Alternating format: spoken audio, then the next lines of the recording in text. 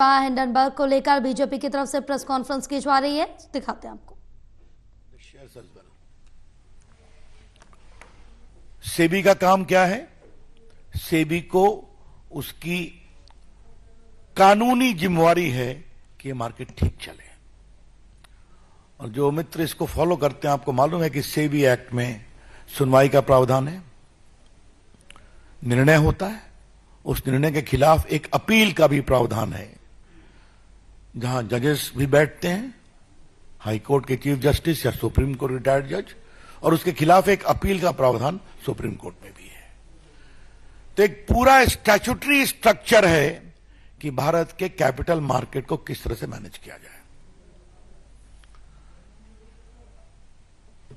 अब मैं एनआरकी के कुछ उदाहरण आपको देना चाहता हूं। मैंने जानबूझ के जिम्मेवारी से इकोनॉमिक एनआरकी के शब्दों का प्रयोग किया है। पहले हिडनबर्ग की रिपोर्ट आई थी, आपको मालूम है, उसकी डेट आपको मालूम है कि जनवरी में ऑर्डर आया था सुप्रीम कोर्ट का, 24 में 22 इंक्वायरी कंप्लीट हो गई थी, बाद में एक और कंप्लीट हो गई। तो वो एक लीगल प्रोसेस है जो सुप्रीम कोर्ट के आदेश से चला है। अच्छा होता जो राजीव गांधी या कांग्रेस के लोग जेपीसी की बात करते हैं, बड़े वकीलों की फौज है उनके साथ, तो पेश हो जाते उसी में, इंटरवेन करते उसमें, कुछ नहीं किया। उसके बाद हिंडनबर्ग को नोटिस दी जाती है जुलाई में कि आपने जो आरोप लगाया कानून के विरोध में, आप जवाब दीजिए। हिंडनबर्ग ने वो रिपोर्ट बाकायदा वो नोटिस अपने वेबसाइट पर भी दी है, जिसमें उनको किस तरह से मैनेज किया जाए। अब मैं एनआरकी के कुछ उदाहरण आपको देना चाहता हूं। मैंने जानबूझ के जिम्मेवारी से इकोनॉमिक एनआरकी के शब्दों का प्रयोग किया है। पहले हिडनबर्ग की रिपोर्ट आई थी, आपको मालूम है, उसकी डेट आपको मालूम है कि जनवरी में ऑर्डर आया था सुप्रीम कोर्ट का, 24 में 22 इंक्वायरी कंप्लीट हो गई थी, बाद में एक और कंप्लीट हो गई। तो वो एक लीगल प्रोसेस है जो सुप्रीम कोर्ट के आदेश से चला है। अच्छा होता जो राजीव गांधी या कांग्रेस के लोग जेपीसी की बात करते हैं, बड़े वकीलों की फौज है उनके साथ, तो पेश हो जाते उसी में, इंटरवेन करते उसमें, कुछ नहीं किया। उसके बाद हिंडनबर्ग को नोटिस दी जाती है जुलाई में कि आपने जो आरोप लगाया कानून के विरोध में, आप जवाब दीजिए। हिंडनबर्ग ने वो रिपोर्ट बाकायदा वो नोटिस अपने वेबसाइट पर भी दी है, जिसमें उनको नोटिस क्यों भेजी गई है वो भी कारण है। उसका जवाब देने की बजाय अब ये फ्रंट खोला गया है। मैं फिर रिपोर्ट कर रहा हूं कि जब हिंडनबर्ग के खिलाफ बाकायदे सेबी ने एक नोटिस किया जुलाई में, अपनी पूरी इंक्वायरी कंप्लीट करने के बाद, जो सुप्रीम कोर्ट के जुरिसडिक्शन में हुई थी, उनके आदेश के कारण हुई थी, तब अपने बचाव के पक्ष में कोई जवाब दिए बिना उन्होंने ये अटैक किया है, बेसलेस अटैक, जिसका जवाब एक ग्रुप ने दिया है, हमें कुछ नहीं कहना है, जिसका जवाब सेबी के चेयरपर्सन ने दिया, उनके परिवार ने दिया, हमें कुछ नहीं कहना है, जिसका जवाब सेबी ने भी दिया है। लेकिन कुछ बातें आज हम उठाना चाहते हैं। हिंडनबर्ग में किसका इन्वेस्टमेंट है? आपको मालूम है, जॉर्ज सोरोस का। यह महाशय कौन है जो भारत के खिलाफ नियमित प्रोपेगेंडा चलाते हैं? इंडिया डेमोक्रेसी नहीं है, इंडिया सेफ नहीं है, वगैरह वगैरह। और इस हद तक है कि मोदी के पूरे सत्ता को बदलना चाहिए, आह्वान किया था जनता से। ये वहां मेन इन्वेस्टर है। लेकिन सवाल पूछना कांग्रेस पार्टी से, क्या चाहते हैं आप? चाहते क्या है आप?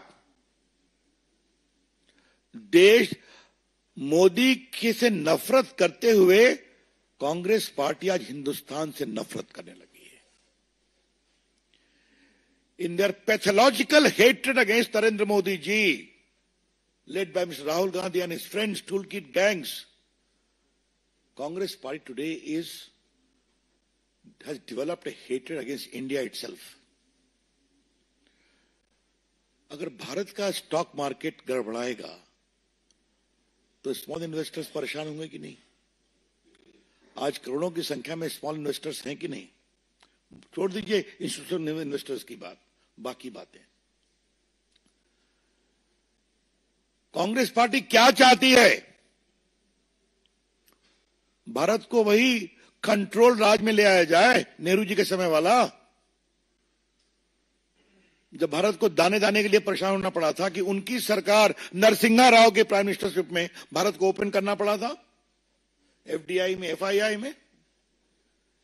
क्या वहीं जाना चाहते हैं क्या? टूल किट वालों को तो कोई मतलब नहीं हिंदुस्तान के विकास से. उनके लिए उनको तो हम जवाब देते हैं और देते रहेंगे, वो कभी सफल नहीं होंगे. ये कांग्रेस पार्टी को क्या हो गया है जिसने 55 साल तक देश में राज किया है? क्या मतलब है इसका? मतलब कहीं से कोई चिट मिल जाए. कांग्रेस पार्टी की पॉलिटिक्स में एक टूलकिट पॉलिटिक्स है, दूसरा है चिट पॉलिटिक्स.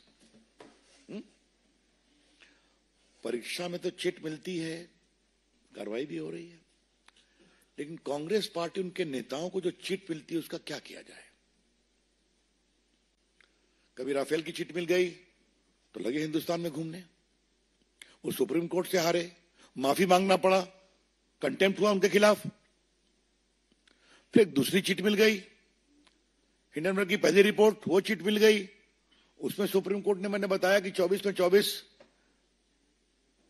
में 23 इंक्वायरी कंप्लीट हो गई. अब हिंडनबर्ग को जुलाई में नोटिस की गई है, तो फिर ये काउंटर प्रोडक्ट हुआ.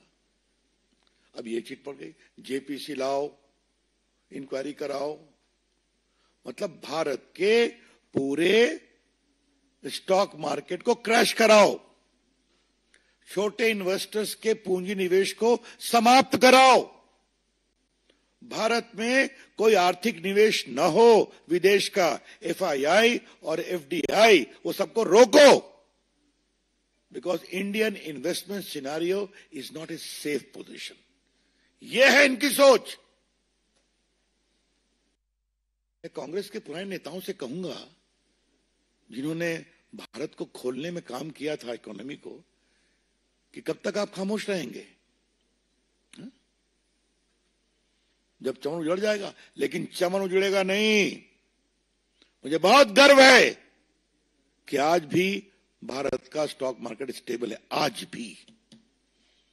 पिछली बार तो जब ये हुआ तो 2 दिन में रिकवर कर गया, और सुप्रीम कोर्ट की इंक्वायरी आई तो और रिकवर कर गया.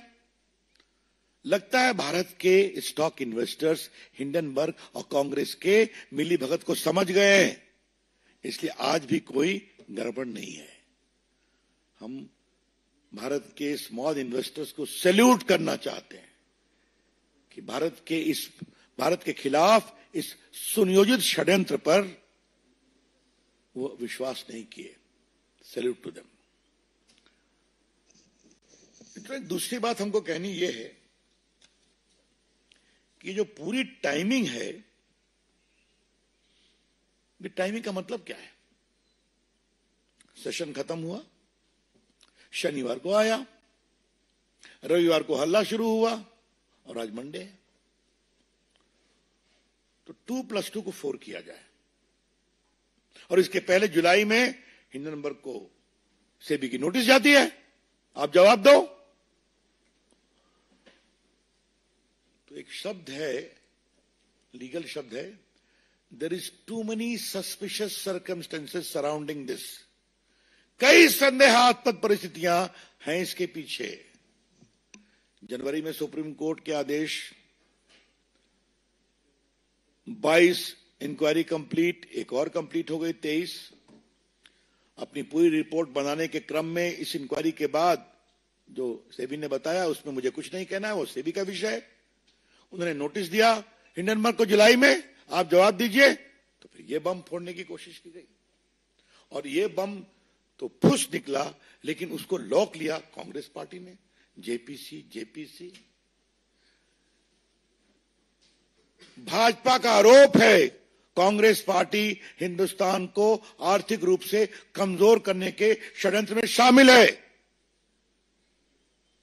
BJP wants to say with full sense of responsibility that the present leadership of Congress Party is involved in creating economic anarchy in India based upon these fictitious reports. Congress party के जो 2-3-4 प्रदेश बचे हैं, मैं उनके मुख्यमंत्रियों को कहूंगा कि आपके यहां विदेशी पूंजी निवेश नहीं हो क्या? नहीं है क्या? जिस ग्रुप को लेकर के रोज वो माला जपते हैं, उस ग्रुप के काफी पूंजी निवेश तो उन प्रदेशों में भी हो रहे हैं। तो क्या मामला है, क्यों है ये?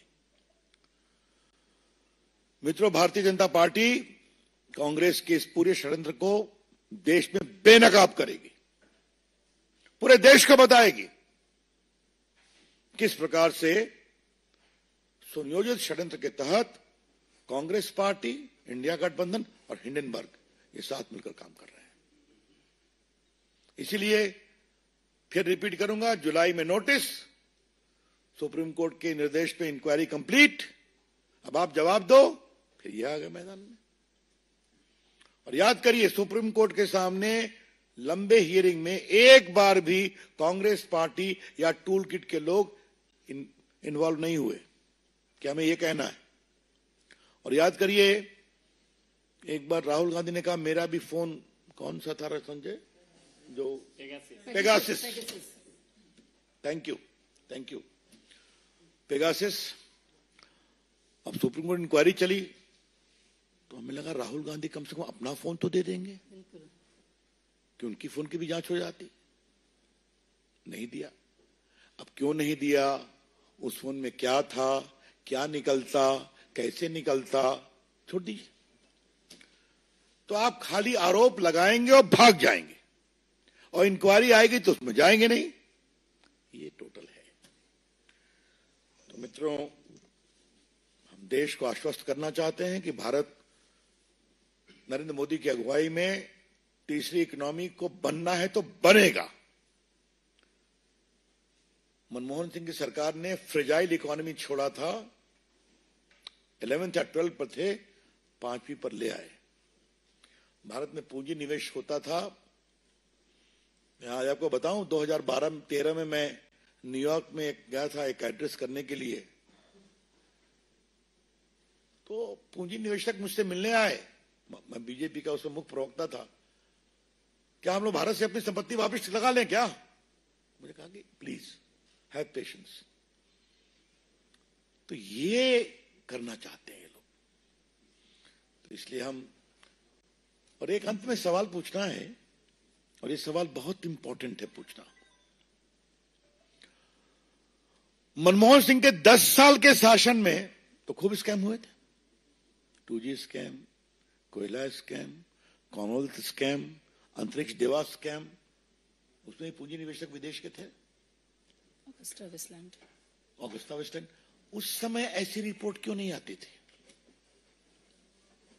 मैं फिर रिपोर्ट करूंगा, उस 10 साल के शासन में इतना अधिक घोटाले, घपले, स्कैम हुए, जिसमें कई विदेशी इन्वेस्टर्स भी इन्वॉल्व थे, उनका पैसा इन्वॉल्व था, उस समय से रिपोर्ट क्यों नहीं आती थी?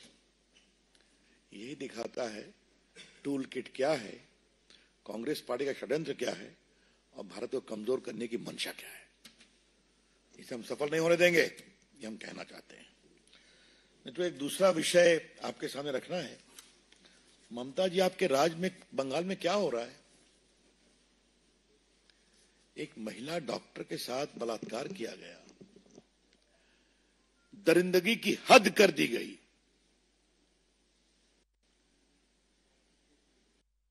और वहां क्या फेयर इन्वेस्टिगेशन होगा क्या? आज मेरे पास सब है कि जो कमेटी बनी उसमें साइकियाट्रिस्ट भी हैं। वहां के डॉक्टर कह रहे हैं कि वो रात में आराम करने क्यों गई थी ऊपर में, तो 2 बजे अगर किसी का शिफ्ट खत्म होगा तो जाएंगे नहीं क्या? हमारा आरोप है कि कुछ टीएमसी के समर्थकों को भी डाल दिया गया है उस कमेटी में, और किसी को पकड़ करके खड़ा किया गया है, वो एनजीओ एक्टिविस्ट है।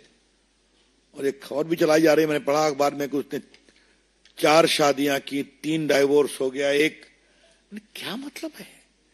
इतने गंभीर, आज देश भर के डॉक्टर आज धरने पर हैं,